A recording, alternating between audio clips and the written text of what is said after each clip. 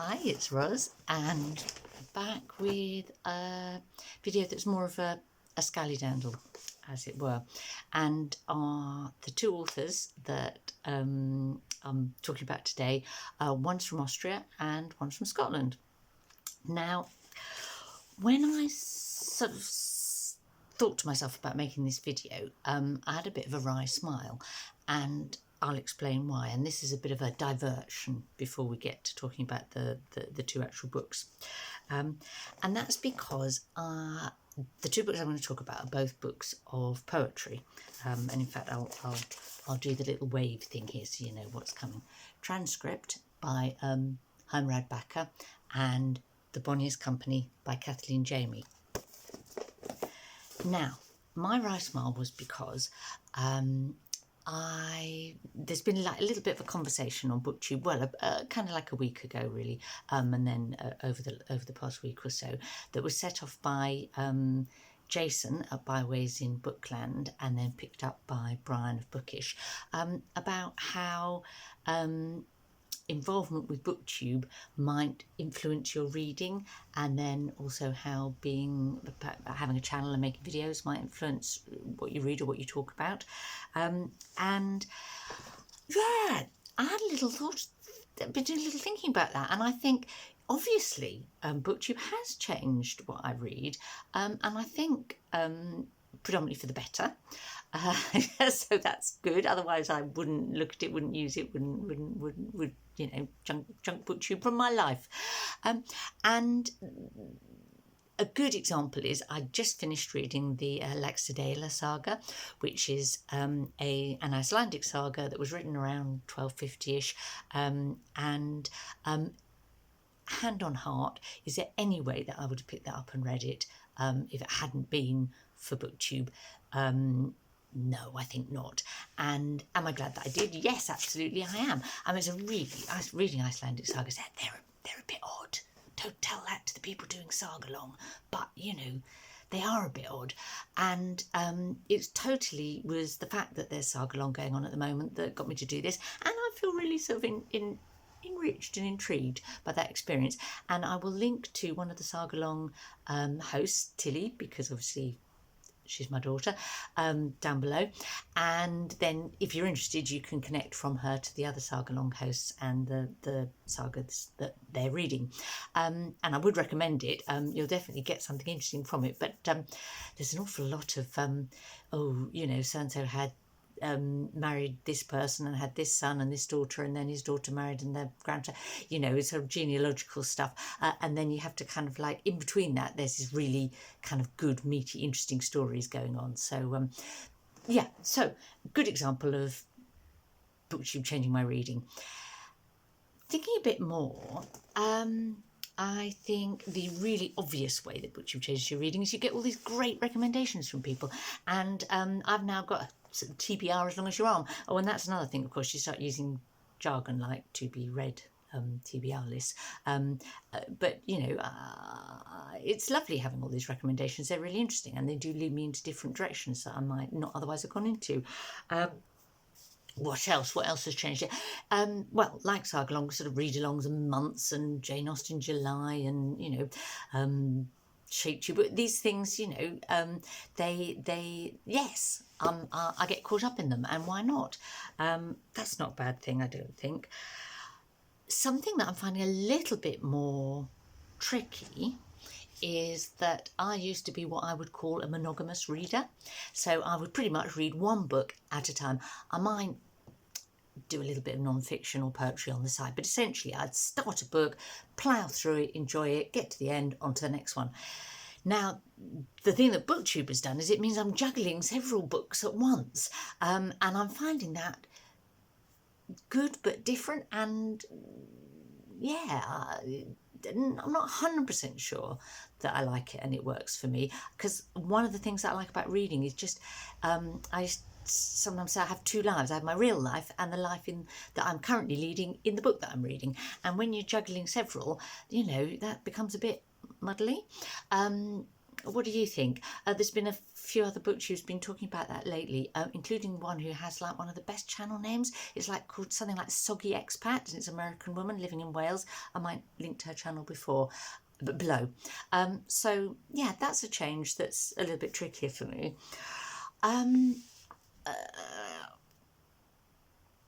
Another really interesting question that Brian asks is whether having a channel changes your reading and your behaviour. So all those other things, they were already an influence when I was commenting and just enjoying watching other people's videos. But now I have a channel. Has anything changed?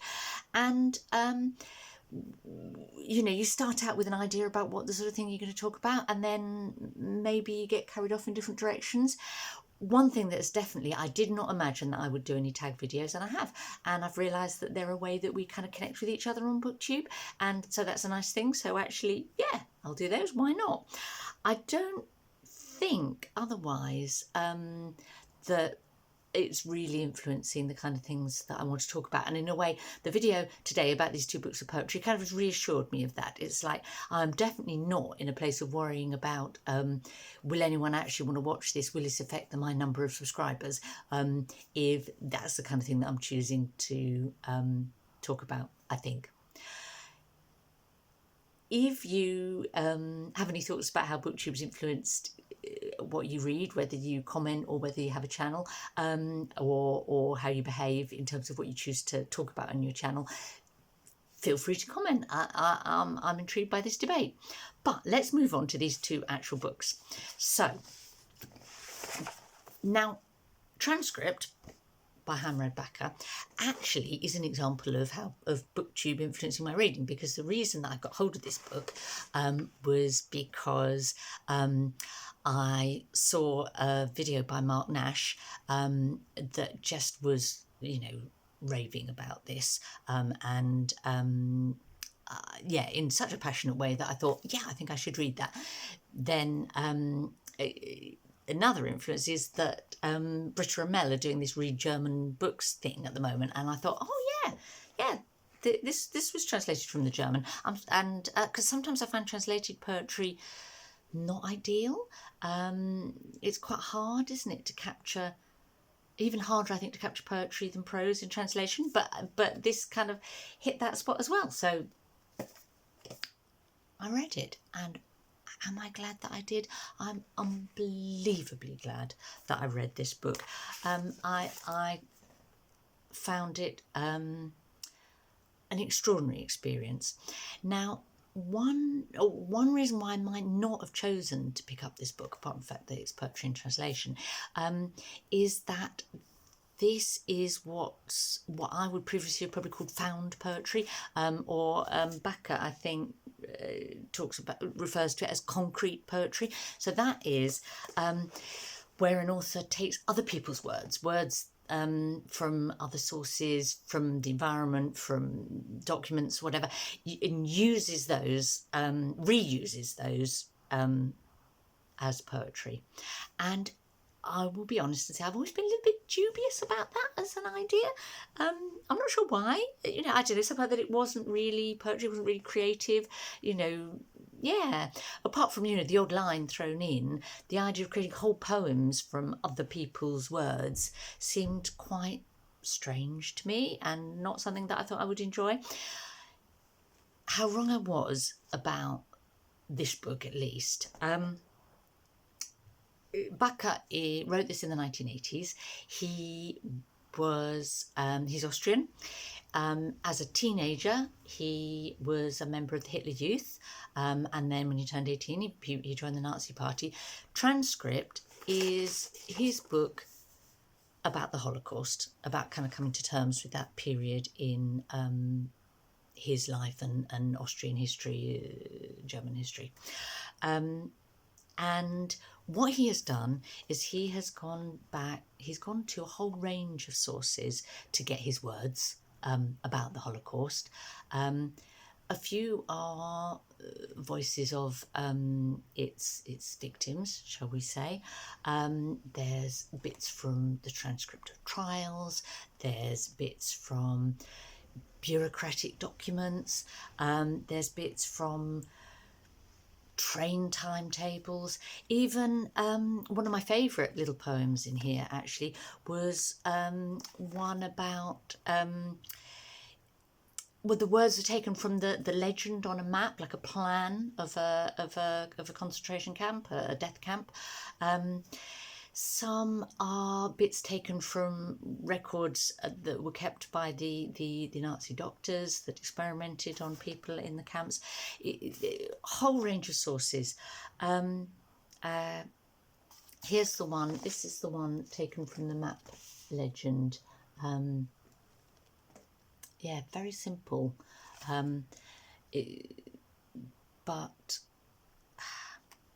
there's something about the cumulative impact of all the words in this book that is overwhelming and profound.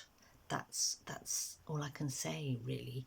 I have to say, I picked it up to read it and I thought, well, I'll read a little bit. I know it's going to be a bit intense because it's about the Holocaust. I'll just read a couple and then I'll go back to it. Instead, once I started it, I had to literally read this from cover to cover. And at the end of reading it, I was actually almost physically trembling because of how it affected me. It's as I say, it's almost hard to describe that in my words. I can only say, do read it. Is it poetry? Why is it poetry? Why is it not just a sort of document? What makes this, I think, really effective poetry? And I have been thinking about that since I read it, since I just sort of experienced it almost.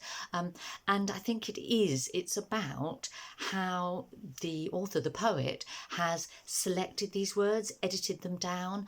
So not only which words he's chosen, but the order in which he groups them in individual poems, how he the lines, the where he starts them, cuts them off, the sounds they have, and then how he puts those in order in the book. This is not, you can't really take, you can take an individual poem from this book and appreciate it, but there's a choice he's making about how they appear across the book from start to finish.